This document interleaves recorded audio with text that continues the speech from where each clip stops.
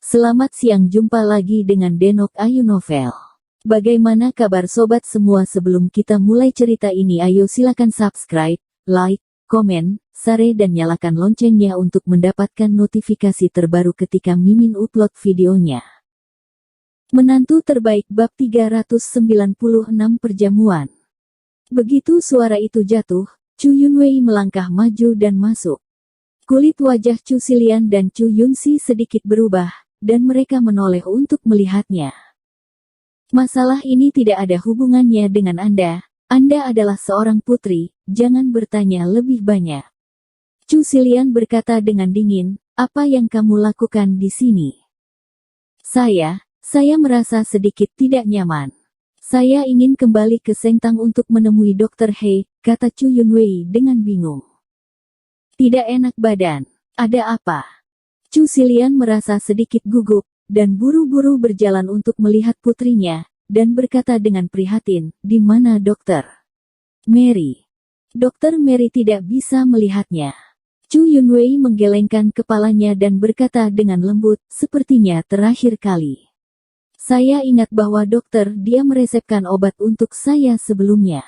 Ini bekerja dengan baik untuk saya. Wajah Chu Xilian merosot, dia menatap putranya, dan kemudian berkata kepada Chu Yunwei, kamu tidak perlu mencarinya lagi, aku akan mencari dokter pengobatan Tiongkok lainnya, dan aku dapat menunjukkan hal yang sama. Karena ada resep yang sudah jadi, kenapa kamu tidak bisa langsung mencari dokter? Chu Yunwei berkata dengan bingung, jika kamu tidak ingin aku keluar, biarkan saja kakak tertua mengundangnya. Selain dia, tidak ada yang bisa menemui dokter. Kata Chu Xilian dingin, dan saya peringatkan, Anda tidak akan banyak bicara tentang Tuan He di masa depan. Mengapa? Chu Yunwei berkata dengan heran. Tidak ada alasannya. Kata Chu Xilian dengan suara yang dalam, nama keluarga kami adalah Chu, kami tidak bisa ada hubungannya dengan nama belakang He. Tapi, wajah Chu Yunwei muram, dan dia benar-benar tidak mengerti mengapa ayahnya begitu enggan melihat He Jiarong. Sebelum dia selesai berbicara, dia sepertinya menyadari sesuatu. Warna kulitnya berubah dan dia berkata dengan cemas, ayah, apa yang baru saja kamu katakan sulit untuk dihindari. Bukankah itu berarti Tuan He? Kamu ingin membunuh Tuan He? Tutup mulutku. Chu Xilian tiba-tiba berbalik dan berkata dengan dingin, omong kosong. Kapan kita menyakiti orang? Apakah ada yang mengatakan itu tentang ayah dan saudara laki-lakiku? Yunwei, apa yang kamu bicarakan omong kosong? Kami tidak memiliki keluhan dengan He Jiarong, mengapa kami harus menyakitinya? Chu Yunxi tersenyum, selain itu, He Jiarong menyelamatkanmu, keluarga kami berhutang budi padanya. Benarkah bukan Tuan He? Tanya Chu Yunwei hati-hati. Tentu saja, kapan kakak berbohong kepadamu? Chu Yunxi tersenyum, baru saja ayah sedang berdiskusi dengan saya untuk menangkap pelaku utama. Kali ini bawahan ayah memasang jaring langit dan bumi. Itu sebabnya dia mengatakan bahwa tidak peduli seberapa kuat dia sayap sulit untuk dilepaskan. Oke, para gadis, jangan bertanya lebih banyak, jangan terlalu banyak berpikir. Chu Xilian berkata dengan suara yang dalam, kembalilah, aku akan meminta dokter China di panti jompo untuk menemuimu sebentar lagi. Yunwei, kembali, kata Chu Yunxi lembut kepada adiknya, enggan untuk mengkritiknya, dan kemudian dia memanggil dokter Mary, dan berkata, Mary, ayo, bawa pulang wanita muda itu, dan bantu dia memeriksa tubuhnya. Setelah dokter Mary datang, Chu Yunwei dengan enggan berjalan kembali. Setelah Chu Yunwei kembali, Chu Yunxi menoleh ke Chu Xilian dan berkata dengan sungguh-sungguh, ayah, Yunwei sangat memperhatikan He Jiarong. Mungkin bukan He Jiarong. Bagaimanapun, dia telah bersamanya sejak kecil. He Jinrong terbiasa bermain bersama, tidak dapat dipungkiri bahwa dia akan memiliki perasaan. Tidak mungkin. Chu Xilian berkata dengan sungguh-sungguh, apa itu He Jinrong? He Jiarong ini adalah He Jinrong atau bukan? bahkan keluarga He sendiri tidak jelas. Selain itu, keluarga He tidak bermaksud untuk mengenalinya sama sekali. Selain itu, putriku, bagaimana mungkin? Bayangkan Mao Tu Xiao yang begitu kabur. Oh, dia bukan orang yang kabur sekarang, tapi dia sangat terkenal. Ketika Chu Xilian berbicara di sini, suaranya sangat dingin, dan dia menyipitkan matanya. Dia tahu perkembangan Lin Yu selama periode waktu ini. Jelas, Lin Yu hari ini bukan lagi anak desa yang baru saja memasuki ibu kota. Dia benar-benar tidak mengharapkannya, tetapi dalam waktu setengah tahun, Lin Yu dapat tumbuh ke titik seperti sekarang ini. Kecepatan pengembangan semacam ini sangat luar biasa. Sangat mengejutkan bahwa dia sudah menganggap Lin Yu sebagai orang kepercayaan. Dan ironi adalah bahwa dia benar-benar memprovokasi orang kepercayaan ini. Jadi inilah mengapa dia mendesak keluarga Zhang untuk menyingkirkan Lin Yu. Dalam perjalanan perkembangan keluarga Chu, tidak ada belenggu yang diizinkan. Atau itu adalah belenggu dan ancaman potensial. Dan hari ini, bukan hanya He Jiarong yang menghilangkan belenggu, tetapi juga Li Qianjue, yang dapat mengancam pola pengembangan bisnis Chu Yunxi di masa depan. Untuk masa depan keluarga Chu, dia harus membersihkan semua rintangan untuk putranya. Hujan di luar semakin deras, Chu Xilian berkata, "Sudah larut, kamu bersih-bersih dan bersiaplah untuk pergi." "Ya." Chu Yunxi mengangguk dan berbalik untuk pergi. "Ngomong-ngomong, di mana itu diperbaiki?" Chu Xilian tiba-tiba bertanya. "Teluk Victoria, Hotel Victoria." Chu Yunxi mengangguk, tempat itu dipilih oleh majikan kedua dari keluarga Zhang. Teluk Victoria, tempat yang bagus. Chu Xilian mengangguk dan mengerutkan alisnya. "Benar, aku mengatakannya, lebih baik tidak menembak.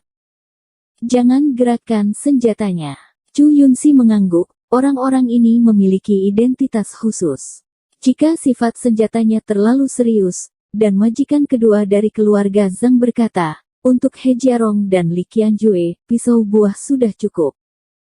"Haha, bagus. Zhang kedua ini benar-benar gila." Chu Xilian tertawa sangat puas. Victoria Bay terletak di Danau Xianlin, danau terbesar di pinggiran kota Beijing, merupakan sebuah semenanjung yang membentang dari daratan ke danau.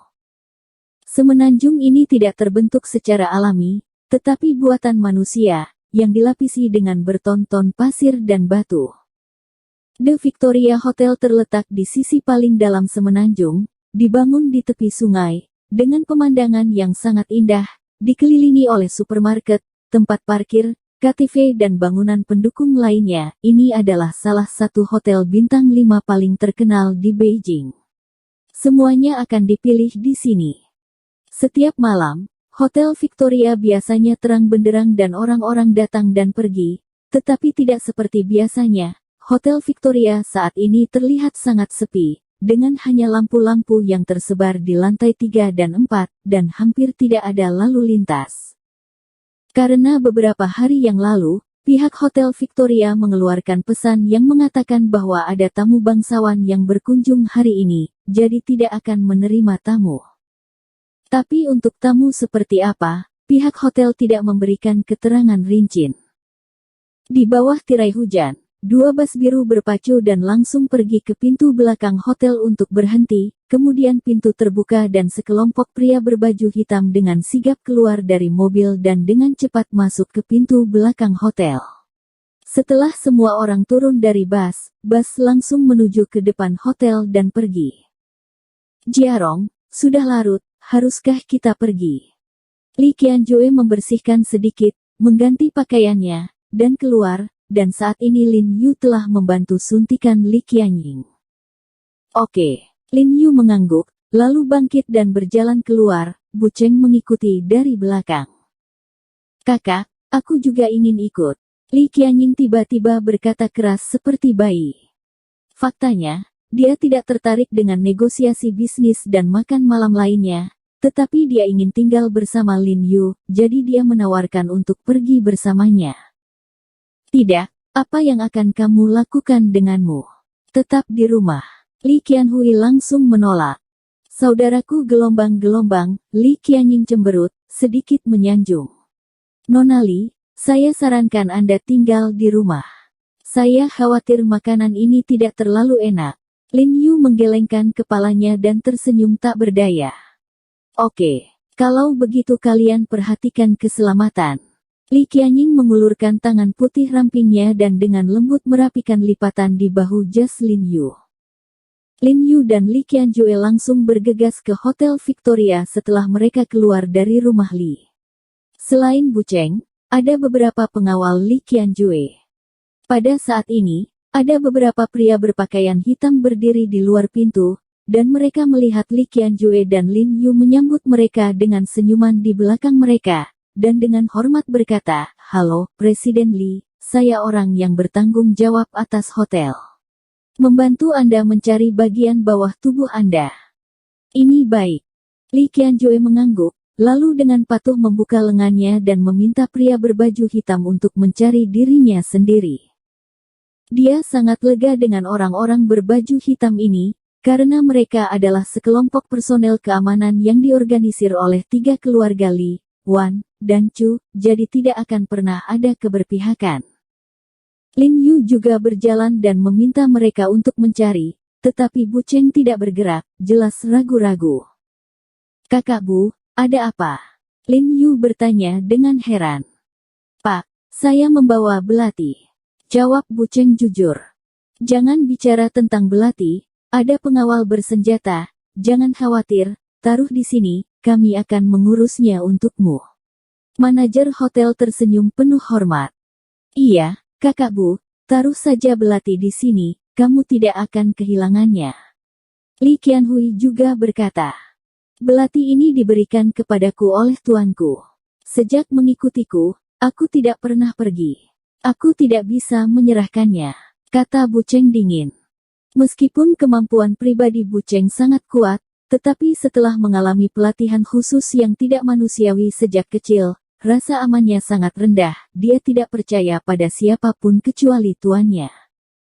Pisau ini adalah sumber dari semua rasa amannya, dan tuannya selalu mengajarinya bahwa siapapun di dunia ini akan mengkhianati Anda. Hanya pisau di tangan Anda sendiri yang tidak akan mengkhianati Anda. Oleh karena itu, pisau ini, sekali pakai, lebih dari 10 tahun, tidak pernah pergi, dan menyelamatkannya beberapa kali, jadi bagaimana dia bisa memberikannya dengan santai? Ini, Li Qianhui jelas merasa malu. "Tidak apa-apa, Saoli, karena saudara ini tidak mau menyerahkannya, lupakan saja." Manajer hotel berkata sambil tersenyum, "Namun, menurut peraturan, dia tidak bisa mengikuti kamu ke ruang perjamuan. Kami akan mengaturnya di area Longe Lobby. Menunggu makan malam." "Tidak, aku ingin mengikuti Tuan He," kata Bu Cheng dingin. "Ini, Tuan Li, ini benar-benar agak terlalu kuat untukku. Bukankah aku mengatakan bahwa pengawal tidak bisa membawa apapun? Dan aturan ini sepertinya dibuat olehmu bersama-sama. Orang yang bertanggung jawab atas hotel agak tidak berdaya. Jiarong, mereka tidak membawa apa-apa, tapi kami punya pisau. Benar-benar tidak bagus." Li Qianjue merendahkan suaranya dan berkata tanpa daya kepada Lin Yu. "Saudaraku Bu, tetap di sini saja, ini hanya makan." Lin Yu tersenyum, "Selain itu, jika pemeriksaan keamanan sangat ketat, tidak akan ada masalah." "Ya, Kakak Bu, kami ada di atas dan tidak akan terjadi apa-apa." Li Qiansuo tersenyum, "Kali ini pertemuan bisnis murni, dan tidak akan terjadi apa-apa. Adapun pemeriksaan keamanan ini hanyalah prosedur biasa, karena identitas mereka, karena pertimbangan keamanan, akan ada pemeriksaan keamanan dalam situasi ini dimanapun mereka hadir." Bu Cheng dengan tenang tidak berbicara, jelas ragu-ragu, dan kemudian tiba-tiba ada belati dengan tas kulit hitam di tangannya. Dia menyerahkannya kepada inspektur keamanan dan berkata dengan dingin, "Simpan untuk saya. Jika ada sedikit kesalahan, saya meminta Anda." "Jangan khawatir, kami harus menyimpannya untukmu," kata penanggung jawab hotel sambil tersenyum. "Kakak Bu, Kamu tidak perlu naik. Lin Yu sedikit malu, karena dia bisa melihat bahwa Bu Cheng sangat mementingkan belati ini, kalau tidak dia tidak akan menjauh selama lebih dari 10 tahun. Tuan He, Tuan memintaku untuk melindungimu. Aku seharusnya melakukan tugasku secara alami dan aku akan pergi bersamamu. Bu Cheng mengangguk dan berkata. Lin Yu tersenyum, hatinya bergerak sedikit, dan dia tidak banyak bicara. Oke, pencarian tubuh selesai, tolong serahkan ponselmu. Penanggung jawab hotel tersenyum.